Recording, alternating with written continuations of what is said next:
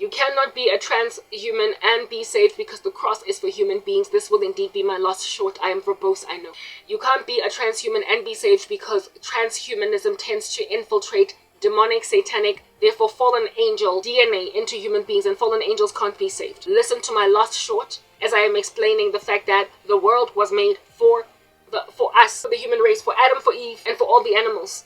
For terrestrial beings, not extraterrestrials. Do you understand? For us. And we are made in the image of God, and so therefore God. Animals are not made in the image of God, therefore the cross was not for animals. God himself, being made a man, a human being, can only die for human beings. Replacement. Therefore, anything not made in the image of God cannot be redeemed by the cross. While I do believe that some angels have the image of God, when you fall as a fallen angel, the rule is such that you cannot be redeemed, for you fell out of heaven with a third of heaven's legions, with Satan. Therefore, it's not for you. God loved the world and gave his only begotten Son, that whomsoever shall believe upon him will not perish but have everlasting life.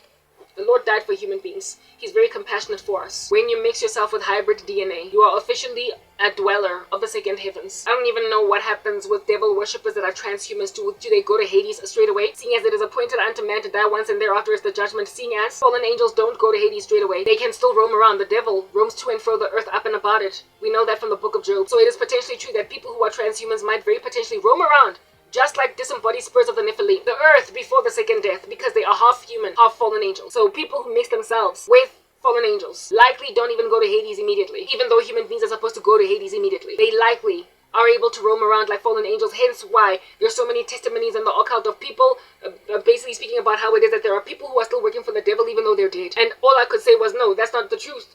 It is appointed unto man to die once, and thereafter is the judgment. But if you are a transhuman, I guess you're like the Nephilim. When you get disembodied, you roam just like your daddy the devil. That's why it is dangerous to mess with occult magic, because one day they might make you that thing. Your spirit will not rest. You will roam around like in the earth, waiting to go to Hades at the same time when the devil is bound in chains for 1,000 years, only to be brought out of that place, stand before God at the great white throne judgment, and then endure the second death. Lake of fire is not made for human beings, but for the devil and his angels.